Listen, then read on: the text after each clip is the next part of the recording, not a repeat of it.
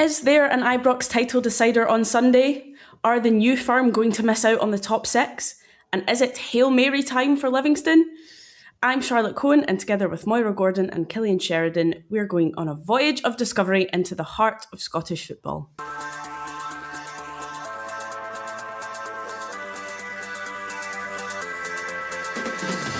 This is the Scottish Football Podcast. All the news, views and analysis you need on Friday the 13th of February. And what a game we have this weekend. Chance and goal! Nicola Raskin scores for Rangers! Magnuson scores! What a goal! And sends this place absolutely wild with delight! It's a clash of titans on Glasgow's south side as Rangers host Hearts in a monumental match. And it's been a tough season for Dundee United and Aberdeen, but can they salvage their seasons this weekend? It is a cruel game at times, but we get what we deserve in the end because we don't defend our box properly. No one near good enough. They wanted it more. Yeah, we just went up for the fight today and that's really disappointing. Are we going to see two of Scotland's city clubs in the bottom six? And Livy came close in midweek at Celtic. Can they finally get that elusive win at Dundee? Robbie Muirhead for Livingston. Whistles around Celtic Park. Muirhead waits. Up he comes. Left-footed Muirhead. Goal! Livingston! And Celtic Park is silent. We'll guide you through what promises to be a dramatic weekend. The Scottish Football Podcast.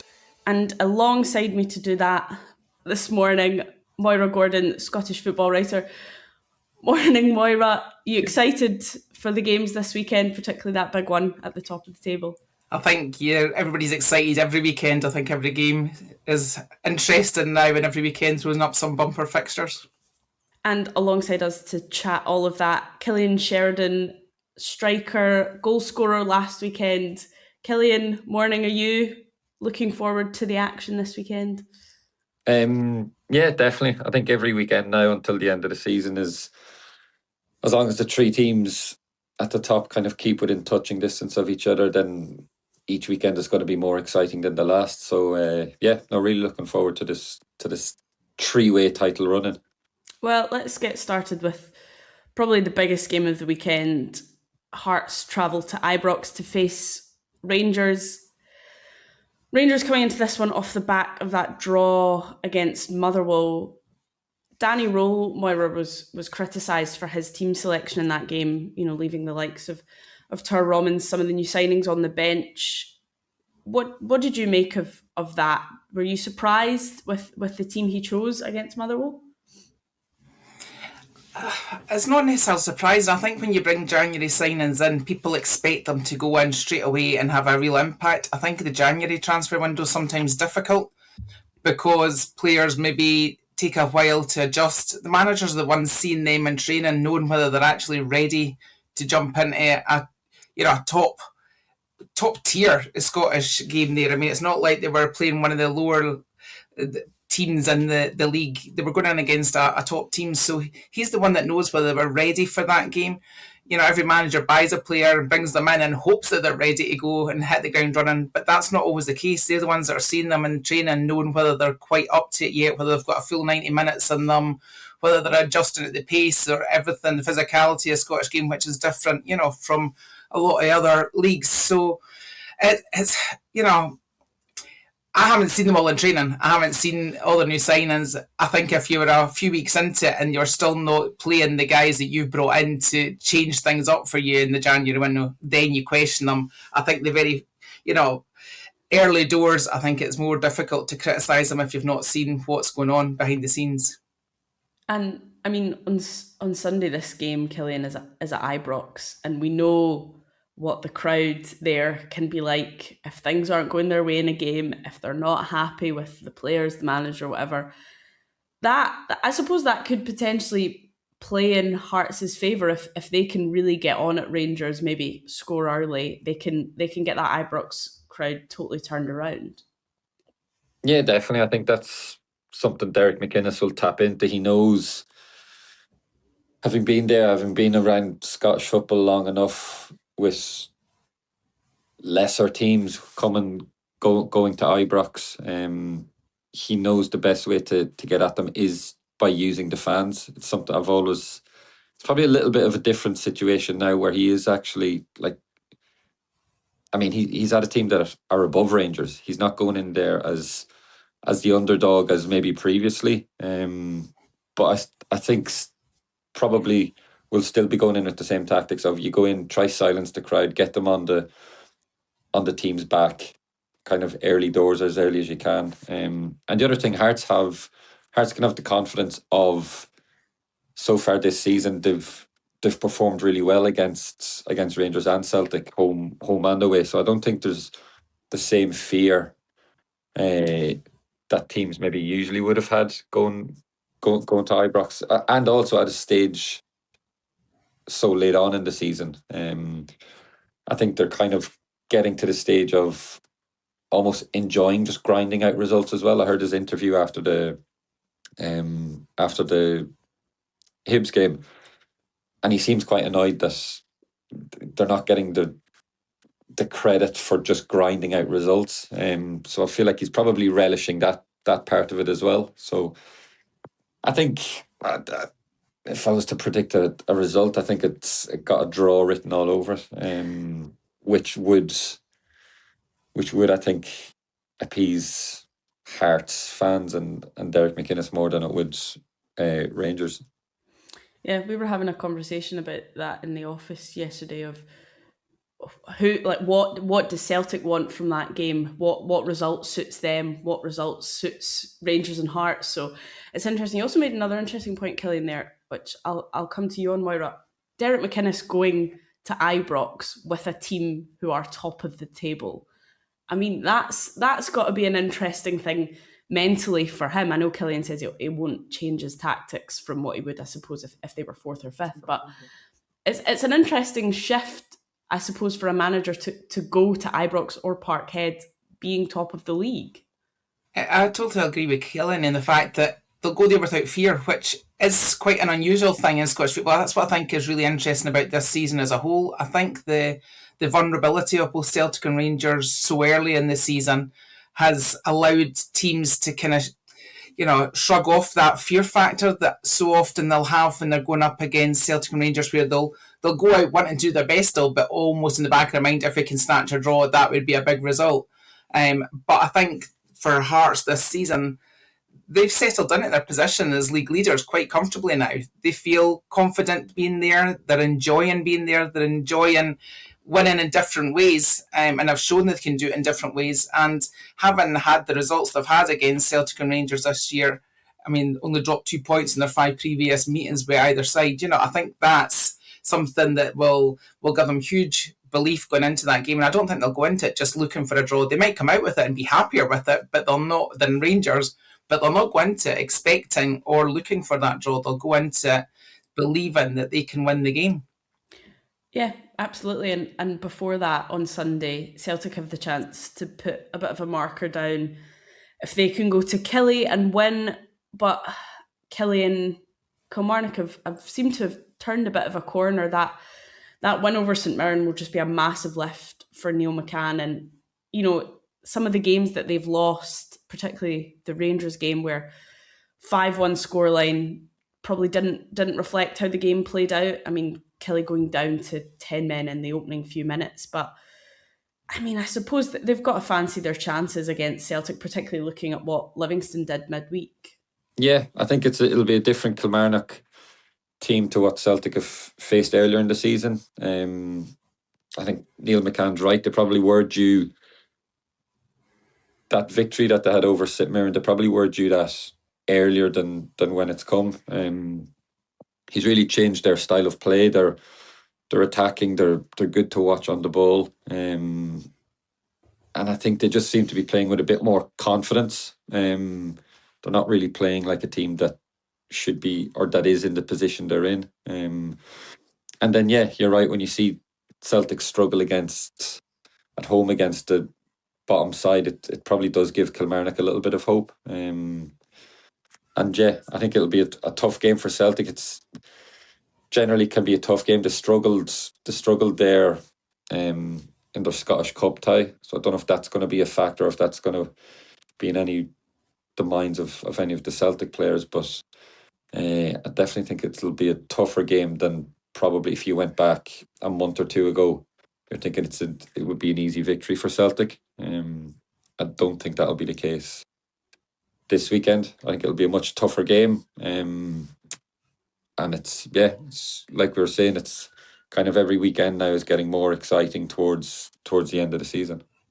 One thing Celtic do have is Alex Oxlade-Chamberlain, who scored the winning goal on his debut against Livingston. Cillian, I wonder, as a player, how much does that do for you? Coming onto the pitch, scoring on your debut, it turns out to be the winning goal. Like that must do great things for your confidence. Yeah, definitely. In any case, it's the first thing you want to do when you go into a club, especially as an attacking player. You want to go in, make an early impact, kind of settles any nerves that you might have, and especially like this.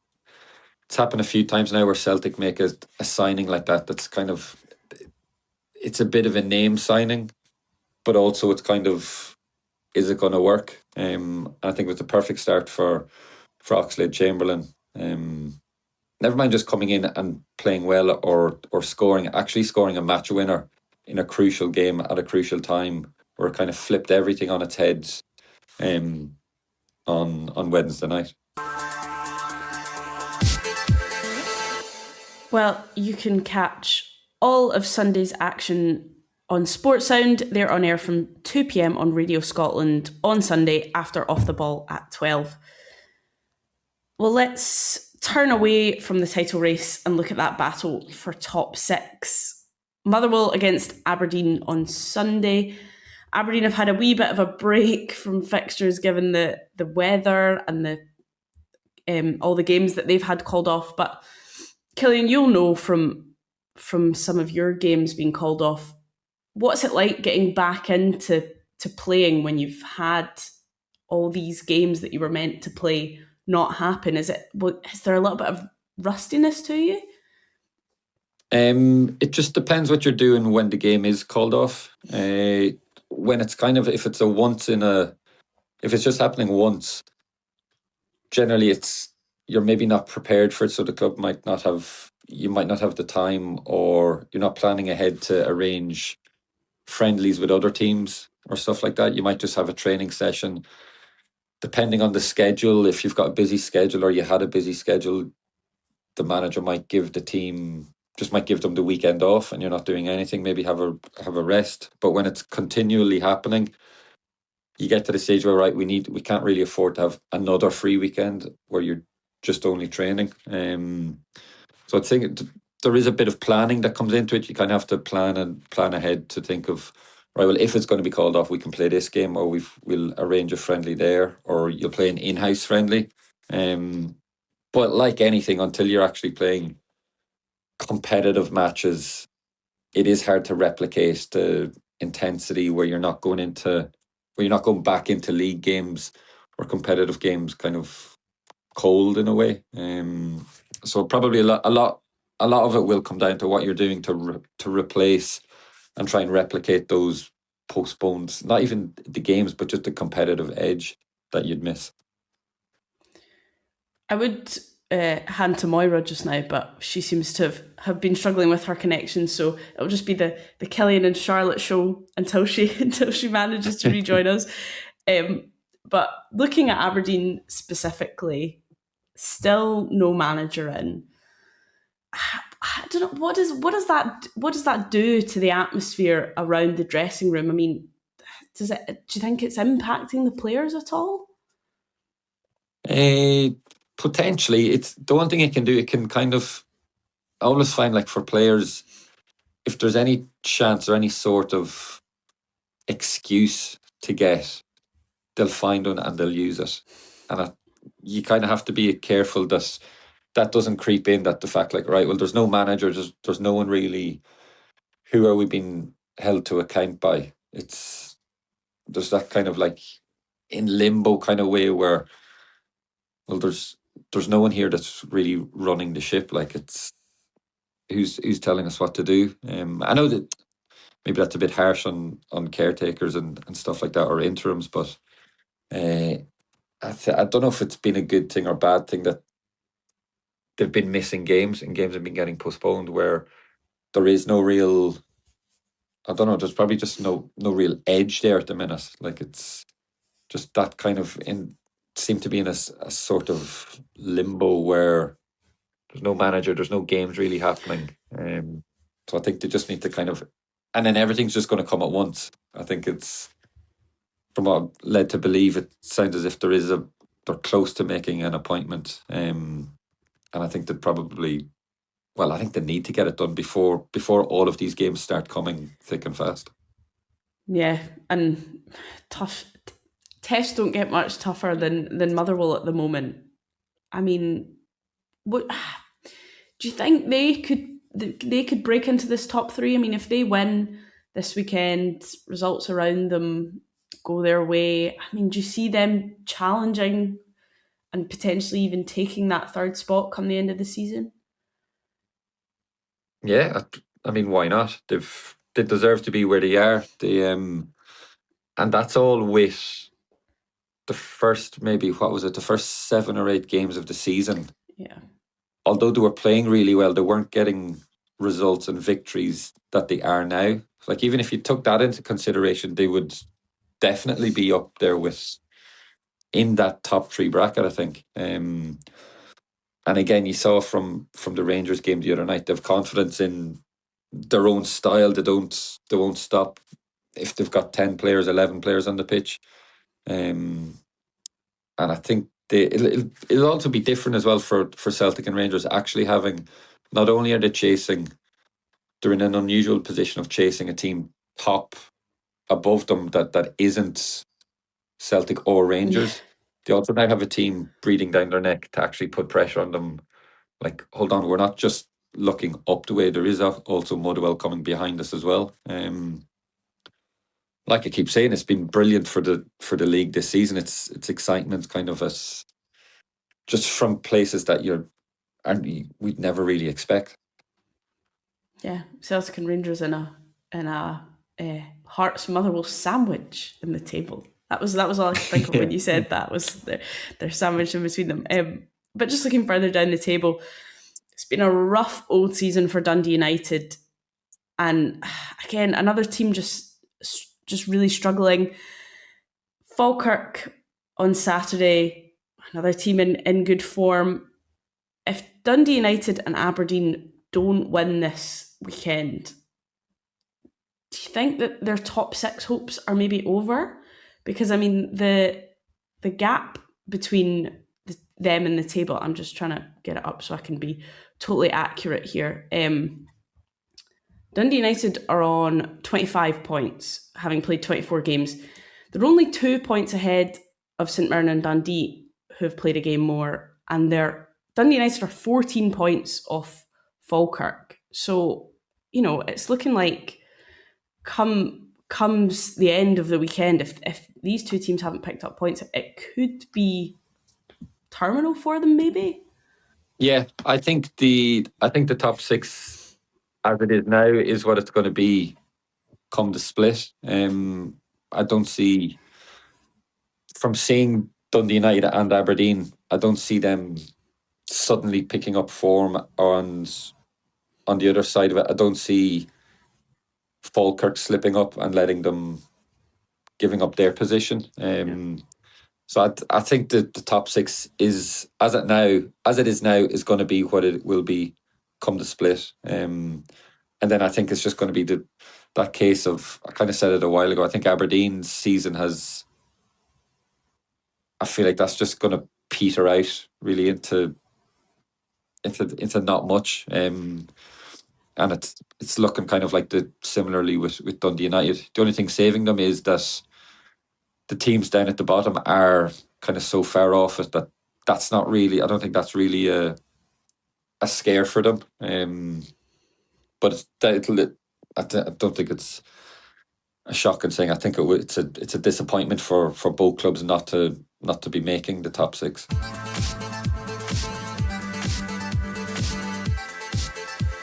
Remember, your Saturday listening starts at 9 o'clock on Radio Scotland with the Saturday show, followed by Off the Ball at 12 and all the action on Sportsound from 2. Let's have a look at the bottom of the table. Dundee v Livingston, massive, massive, massive game. If Livy don't win this, Moira, is there any hope of them surviving in this league? I think that hope has dwindled pretty dramatically already. I think there's been too many of the teams above them that have had little moments where they've picked up form, they've picked up results, and Livingston just haven't had that little spell where if you get one or two results, it makes a huge difference at that level. I think I've tried to shift it around, bringing Marvin Bartley in, saying that he's the man in charge now, trying to give them a fresh voice possibly in there. But the performance at Celtic will have been a bit of a confidence boost for them, and they probably would have been up until that last minute goal, or the last gasp goal, they would have been feeling that maybe this is something that will help us kick on. But I think as much as they'll have felt really positive about their performance, I think they'll have had a bit of stuffing knocked out of them with that result in the end. And you're walking back into the dressing room then thinking, well, we gave everything there and we still got nothing for it. So it's going to be hard to pick themselves up again. It must be hard every single week to keep themselves believing and keep themselves going. And I think when you've had a sort of gut punch like that at Celtic Park again, they probably, I'm not sure that they're going to believe that the luck is on their side, that, they have what it takes to get there. And I think the gap is just becoming, just a little bit too big, especially with the teams above them getting a bit of lift, likes of Kelly, likes of Dundee. They're picking up results here and there. Livingston haven't done that all season, and I think it's any kind of hope they had. There might still be some inside the dressing room, but I don't think there's many that would give them much hope of staying up out with that club. No, barring a miracle, anyway. Cillian, what about Dundee then? Because they seem to have seems like there's been a little bit of a turnaround. The fans who were totally anti-Stephen Presley are now quite pro-Stephen Presley. They've been happier with what they've been seeing on the pitch, but I suppose performances aren't everything. They really need to just win games, don't they? Yeah, definitely. I think they just need to put together more, they need to put together a run of results probably more consistently rather than having a great result every 3 or 4 weeks. I think they'll probably be missing a penalty like the other night. They'll be disappointed. It was a chance where it would have been a good point for them, I think. But I think Stephen Presley's done brilliantly. He's come into a tough situation where he's kind of up against it from the very beginning. He's having to win everyone over. And I think fair play to him. From what I've heard, all the players love him. And which doesn't necessarily always make that much of a difference, but it's when you've got a manager that you want to do well for, it can help a little bit to a certain degree, but I think a lot of credit has to go to him and especially the players as well. It would have been easy for them to they know all the fans aren't happy with him, that it's kind of like it's almost an inevitable ability about it where, well, eventually the club's going to get rid of him. So I think they've kind of just been persistent, I think, all season in terms of not really giving in to pressure, outside pressure, or even pressure from their own fans. So I think a lot of credit has to go to him and the players probably for coming through all that. Elsewhere, things not as rosy at St Mirren. It seems, Moira, strange that they just all of a sudden seem to have been dragged into this dogfight at the bottom of the table. If somebody had said that around about the time when they were winning the League Cup, if somebody had said they'd be down at the bottom in a relegation fight, I don't think many people would have believed that. I don't think Stephen Robinson would have believed it. He's probably wondering what the heck is going on. So, yeah, it is surprising, but and what's even more surprising is the fact that they're in this dogfight, but then they can turn it on against teams like Hearts, and actually be the one sort of bogey team for Hearts this season. They have a willingness to go in there and fight that. So it's strange when you see them being able to deliver that performance and then not at all throughout the rest of the games. And it's not a case of, just a bit of a glitch. It just seems to be, you would think it was a habit that got into that losing or not winning, and you think they lost all confidence, and then you see the performance they produce against Hearts and you think, well, maybe that's not the case. So it's a bit of a perplexing one, just seeing just how much they've fallen from grace since that League Cup win. Yeah, it's been very, very strange. And they play Hibs, Cillian. Hibs are a difficult one. I don't really know what to make of them this season. They've been so up and down, but again, another team that probably just need a win for confidence, if nothing else. Yeah, I think they'll be disappointed from the Hearts game. Probably created more chances, should have got more from the game. Never mind, probably feel unlucky not to at least get a point from it. But yeah, there's been a funny season for them. I think there was so much expectation on them in the way they turned things around last season and the last maybe 6 months. You were thinking, right, they're going to really go on. It looks like they had a really good summer transfer window. Again, January, they made lots of signings. And it's a weird one. It's not like they haven't had you wouldn't say they've had a bad season, but they haven't had a particularly great season either. They've just kind of, when they've needed to kind of dig out a few results, they've got them. That just kind of keeps them ticking along where they are without really setting anything on fire. I think they're probably, I think David Gray and them, everyone there, they probably know the potential in the squad and where they could be. And probably watching, it's not helping seeing Hearts every week being top of the table, and then even you see like Motherwell there fighting. I think Hibs fans and probably Hibs as a club are probably a bit jealous of that, where they feel like they're kind of missing out on that kind of party of unexpected success from teams outside of Celtic and Rangers, and it's not them. Yeah, that's really interesting. I think you're right. I mean, we've talked about it on this podcast many times before that the Hearts' success has kind of tempered how Hibs' season has looked, or maybe made it look worse. But yeah, I suppose you're right. They're probably looking at teams like Motherwell and thinking, hold on a second, that should maybe be us. That is all we have got time for. Many thanks to Moira and Cillian, and thank you very much for listening. Your weekend of football begins tonight at 7:30 on the BBC Scotland channel, where you can enjoy Airdrie against St Johnstone. Remember, we are here with new episodes of the Scottish Football Podcast bright and early every day, so make sure you don't miss out. Subscribe on BBC Sounds and have push notifications turned on in your phone. Thank you again for joining us, and enjoy your weekend. For everything you need to know about your team this season, download the BBC Sport app.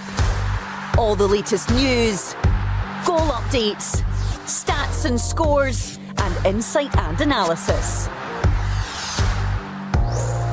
Just select your club to get the biggest stories and best content at your fingertips. What a result. Download the BBC Sport app for everything you need to know about your team this season.